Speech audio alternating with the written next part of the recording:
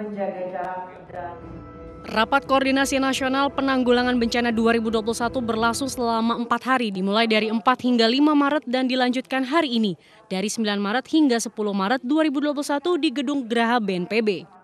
Dalam Rakornas Penanggulangan Bencana 2021, 1 tahun evaluasi COVID-19 dihadiri oleh Kepala BNPB, Doni Monardo, serta beberapa Menteri Kabinet Indonesia Maju.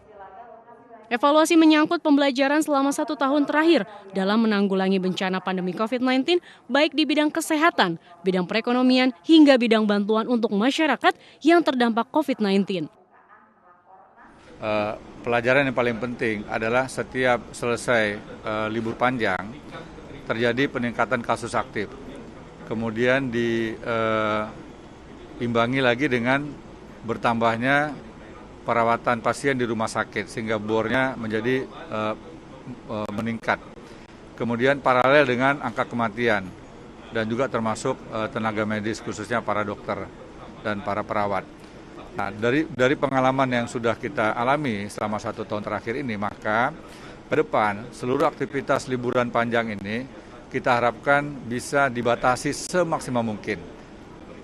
Pada libur Imlek yang lalu, pemerintah telah melarang untuk ASN, TNI Polri, dan juga pegawai BUMN untuk melakukan perjalanan keluar kota.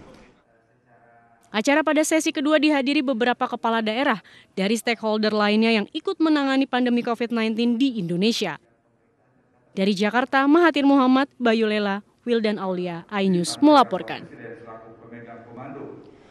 Pemirsa, Selasa pagi hingga Selasa sore, Badan Nasional Penanggulangan Bencana atau BNPB menyelenggarakan Rapat Koordinasi Nasional atau Rakornas yang berlangsung sejak pagi hingga sore hari untuk akhirnya membahas terkait evaluasi 1 tahun penanganan COVID-19 di Indonesia. Menghadirkan sejumlah narasumber. Acara ini berlangsung 2 sesi, yang mana seksi pertama ini membahas terkait pembahasan kebijakan dan juga sesi kedua membahas terkait pembahasan implementasi.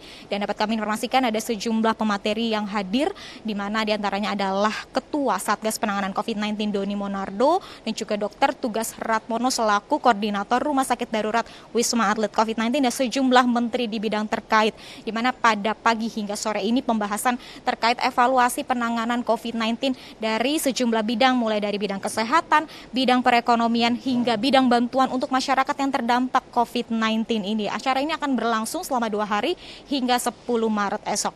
Dari Jakarta, Revi Kasibarani, Heru Triyuniarto, dan Sugi Cahyadi, iNews melaporkan.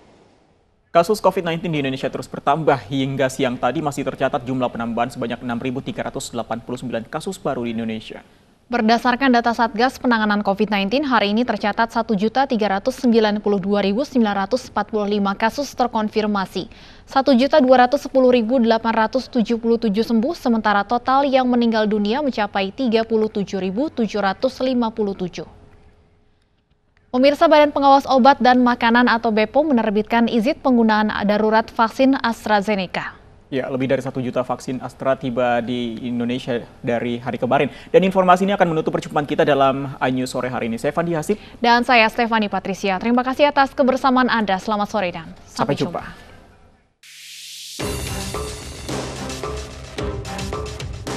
Persetujuan penggunaan masa darurat untuk vaksin COVID-19 buatan farmasi asal Inggris, yaitu AstraZeneca dari BPOM telah keluar pada 22 Februari lalu. Pengajuan izin dilakukan 2 jalur, yaitu secara multilateral dan didaftarkan langsung oleh AstraZeneca Indonesia. Vaksin ini aman dan mempunyai efek samping ringan hingga sedang.